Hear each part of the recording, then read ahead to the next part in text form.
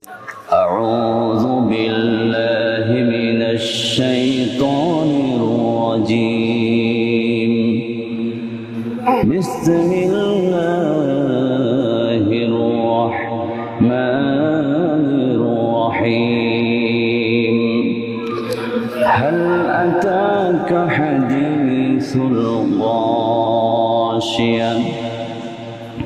আল্লাহ রাব্বুল আলামিন রাসূলুল্লাহ সাল্লাল্লাহু আলাইহি সাল্লামকে প্রশ্ন করে বলছেন, আল্লাহর পয়গম্বর, আপনার কাছে কি ভয়াবহ কিয়ামতের সংবাদ পৌঁছেছে? আচ্ছন্নকারী কিয়ামতের সংবাদ আপনার কাছে পৌঁছেছে। মানুষগুলোকে সেদিন কতটা পেরেশানি করে তুলবে, কতটা অস্থির করে তুলবে আল্লাহ তাআলা অন্য জায়গায় আলোচনা করেছেন। يوم ترونها تذهل كل مرضعة عما أرضعت ও নবী, আপনি দেখতে পাবেন কিয়ামতের দিন মা তার সন্তানকে ভুলে যাবে। وتضع كل ذات حمل حملها, প্রত্যেক গর্ভবতী কিয়ামতের ভয়াবহ অবস্থা দেখে তাদের গর্ভপাত করে ফেলবে। وترى الناس سكارى وما هم بسكارى, মানুষগুলো সেদিন পাগলের মতন হয়ে যাবে। وما هم بسكارى, আল্লাহ তাআলা বলেন অথচ তারা আসলে পাগল নয়, কিন্তু পাগল যেমন আচরণ করে, মাথা মাঝে মাঝে টাক দেয়, হয়রান হয়ে যায়, পেরেশানি হয়ে যায়, এমন অবস্থা মানুষের ভিতরে সৃষ্টি হয়ে যাবে। কেন সৃষ্টি হবে? ওয়ালাকিন্না আযাবাল্লাহি শাদীদ, আল্লাহর শাস্তি যেদিন উন্মুক্ত হয়ে যাবে সেদিন তাদের দিমাগকে হারিয়ে ফেলবে। আল্লাহর শাস্তি যখন চোখের সামনে দেখবে, জাহান্নাম চোখের সামনে দেখা যাচ্ছে, সূর্য মাথার উপরে চলে আসছে। বর্তমান পৃথিবী থেকে সূর্য প্রায় 15,000 কিলোমিটার দূরে অবস্থিত আছে। আর সেদিন বলা হয়েছে হাদিস শরীফে, মুসলিম শরীফের হাদিস, যে সূর্য মাথার 1 মাইল দূরত্ব চলে আসবে। যখন 1 মাইল দূরত্ব চলে আসবে তখন মাথার মগজ ফেটে যাবে, ঘিলুগুলো টকবাক করতে থাকবে, জমিন তামা হয়ে যাবে। এই অবস্থা যখন হবে, মানুষের দিমাগ তো ঠিক রাখার কথা না, মানুষ তেমনি পাগল হয়ে যাবে, এটাই স্বাভাবিক। আল্লাহ রাব্বুল আলামিন 2 নম্বর আয়াতে বলেন, উজুহু ইয়াওমাইযিন খাশিআ, সেদিন অসংখ্য অগণিত চেহারা লাঞ্ছিত হয়ে যাবে, লাঞ্ছিত হয়ে যাবে, মাথা নত হয়ে যাবে। এই সকল ব্যক্তিগুলো কারা? যাদের চেহারা নত হয়ে যাবে, লাঞ্ছিত হয়ে যাবে। 1 নম্বর হলো মুনাফিক, মুশরিক, কাফের। 2 নম্বরে ওই সকল মুসলিম যারা দুনিয়ার জীবনে সালাত আদায় করেনি, তাদের চেহারাও কিয়ামতের ময়দানে অপমান লাঞ্ছনায় মাথা নত হয়ে যাবে। এটা আমার কথা না, এটা আল্লাহ রাব্বুল আলামিন কোরআনুল কারীমে বলেছেন।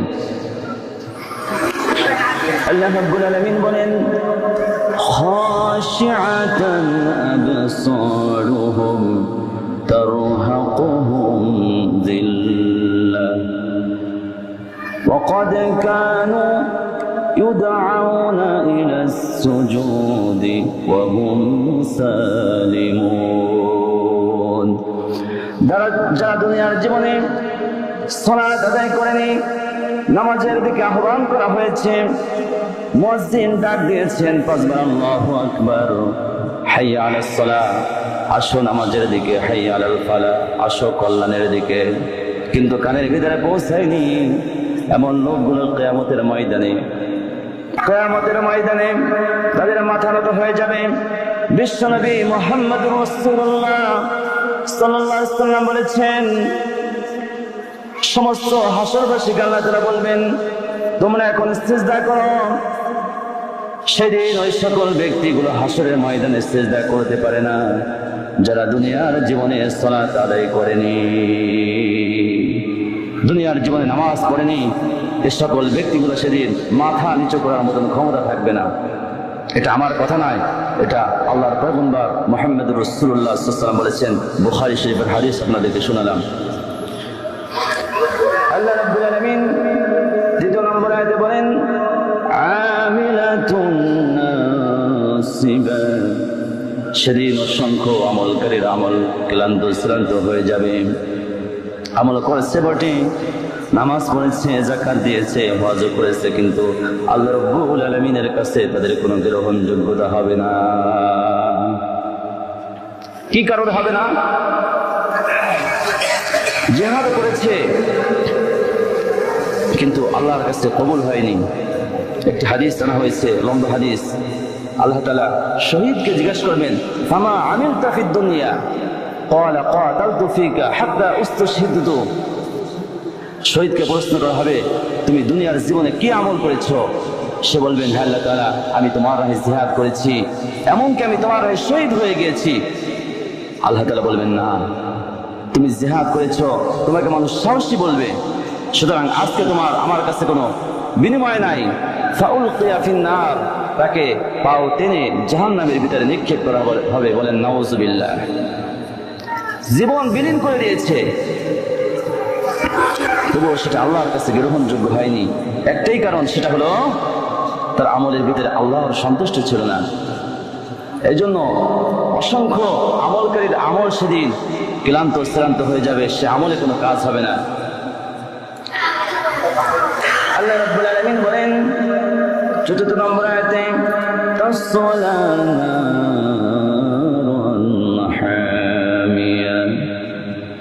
এই সকল ব্যক্তিগুলো জ্বলন্ত আগুনের ভিতরে প্রবেশ করবে।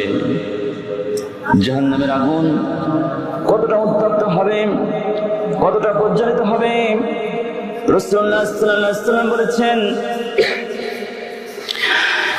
ইন্নান নারা উকিদাত আলাইহা আলফা সানাতিন সুম্মা আহমারাত।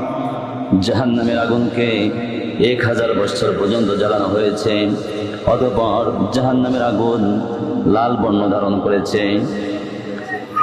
সুম্মা উকিদা আলাইহা আলফা সানাতিন সুম্মা আবিয়াদাত। জাহান্নামের আগুনকে আবার 1000 বছর পর্যন্ত জ্বালানো হলো, অতঃপর জাহান্নামের আগুন সম্পূর্ণ সাদা বর্ণ হয়ে গেল। সুম্মা উকিদা আলাইহা আলফা সানাতিন ফাহিয়া সাদ্দাত। অতঃপর জাহান্নামের আগুনকে আবার জ্বালানো হলো, এরপরে কালো বর্ণ সম্পূর্ণ হয়ে গেল। বর্তমানে জাহান্নামের আগুন হলো সম্পূর্ণ কালো। কতটা উত্তপ্ত হবে? আল্লাহ রাব্বুল আলামিন বলেন, কুল্লামা নাদিজাত জুলুদুহুম বাদদালনাহুম জুলুদান গায়রাহা লিয়াযুকুল আযাব। জাহান্নামের আগুন যদি শরীরে স্পর্শ করে, স্পর্শ করার সঙ্গে সঙ্গে চামড়া পুড়ে ভস্মা হয়ে যাবে, আবার নতুন চামড়াকে গজিয়ে দেওয়া হবে। কেন আল্লাহ তাআলা নতুন চামড়াকে গজিয়ে দিবেন? লিয়াযুকুল আযাব।